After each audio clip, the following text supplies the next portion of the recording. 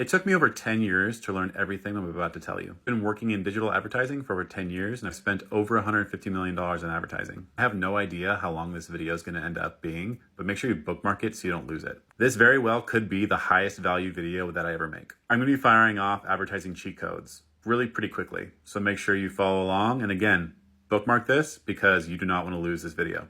Here we go. Static ads still work on Facebook. Twitter ads are largely a waste of time. If you're promoting a localized service like house cleaning or landscaping, make sure you're running on Google search. Also, if you're running on more than one platform, make sure you understand attribution, first touch versus last touch. Server-to-server user tracking is the future and pixels will be dead soon. If you don't know how to use a basic pivot table or put one together, you probably shouldn't be running ads. Learn the basics of Excel and Google Sheets. Leverage bulk ad creation tools so that you can grow and scale without having to hire on more media buyers. Set up custom rules to be your first line of defense, but you should never rely on them 100%.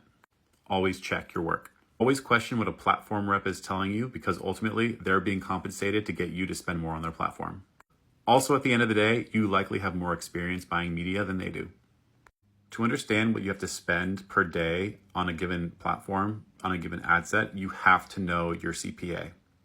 Cost per action, or cost per sale, or cost per install. To calculate your minimum daily spend, multiply your CPA times 7.14. Your ad set has to hit a minimum of 50 conversions per week for you to get out of the learning phase. Plan for the holiday season or seasonal promotions 3 months in advance. Black Friday and Cyber Monday is the most competitive time of the year, but it's also the season where you're going to get the highest engagement and probably the most sales. If you don't have a competitive offer during this time, don't run ads during Black Friday, Cyber Monday. Spy on your competitors to see what they're running before you go into a creative brainstorm.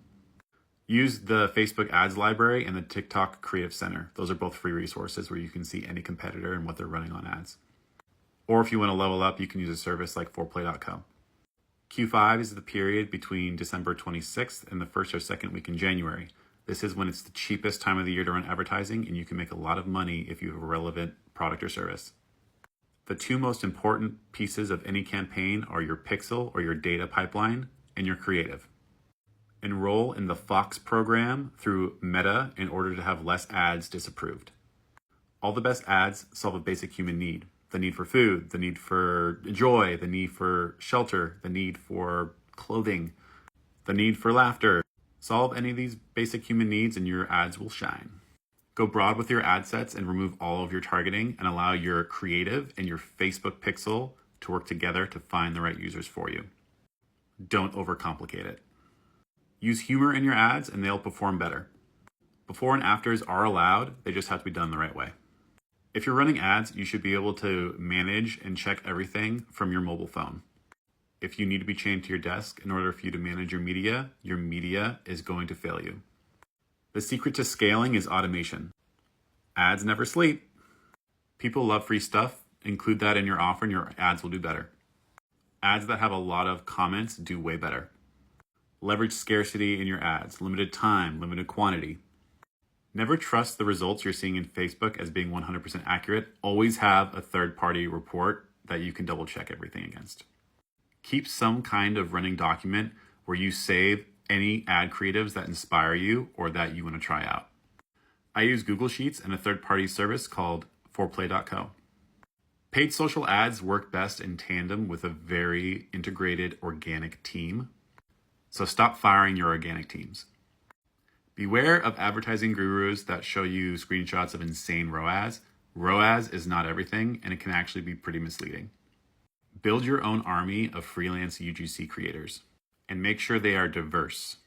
You'll save a ton of money with resourcing your ad creatives and not have to pay influencers their insane fees. Use AI to help you brainstorm your copy, but always make sure to tweak it and make it your own. AI-generated copy is very easy to detect and people can tell the difference. Don't get caught up in protecting your brand when you're using influencers. Allow them to do what they do best. They create on these platforms all day, every day. Let them do what they do best. You are not your target audience. Always remember that.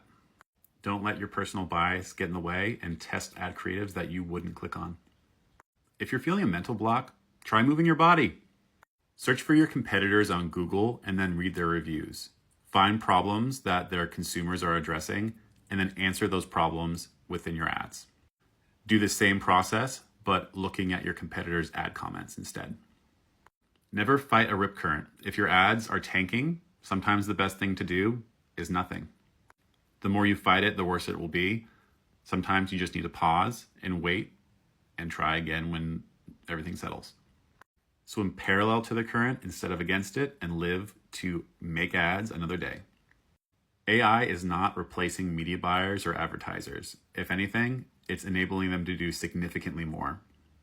That being said, if you're a media buyer and you're not leveraging AI, you will likely get left behind.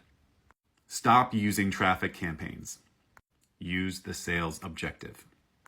Give as much value as you can away for free. Educational ads are the hot new trend in 2024. Always be offering value. Your ads can be hideous and still work. I literally took a picture of trash in my kitchen and spent hundreds of thousands of dollars against it. Profitably. There is no one-size-fits-all approach to every business. Everyone should be testing everything for themselves. Prove your idea wrong. If you're okay losing money in order to learn faster, you will move light years ahead of your competition. Just make sure you learn something. Fill your social media feeds with people in your niche that are smarter than you. Control your consumption habits in order to level up faster. Start using ChatGPT to answer your questions instead of Google. You'll get to the answers much faster and usually have a better response. Align your ads with controversy in order to hack engagement. Again, more comments is better. Include things like typos, sexual innuendos, weird props, make some outrageous claim, show your feet. Anything that encourages people to comment or argue with each other in the comments. Think about launching an ad set as if you were a plane taking off. The first 10,000 feet are going to be filled with lots of turbulence until you hit that cruising altitude. You're never going to hit cruising altitude on your ad sets unless your budgets are high enough. Almost every piece of the advertising process can be systemized and automated to a certain degree. Kitchen.io is the best tool to build ad systems at scale. Google Trends is an excellent place for brainstorming. It allows you to listen and see what people are talking about and searching for in real time. If you can leverage the brand equity of a third-party brand in your advertising, it'll amplify your success. Just be careful not to get too close or you might get sued. It's easy to accidentally put in the wrong ad set budget, so make sure you systemize this in order to remove human error. And always double check your work. In very rare scenarios, you can scale your ad set multiple times a day very aggressively. But for the most part, you really don't want to scale your ad sets too quickly. If you do, you risk increasing budgets when the data is not mature and you're actually going to tank. Know how to use URL tracking parameters so that you can tie your back-end performance to your front-end ad cost. Never rely 100% on Facebook's reporting. Be careful not to poison the quality of your ads with high-margin tactics that ultimately are not good.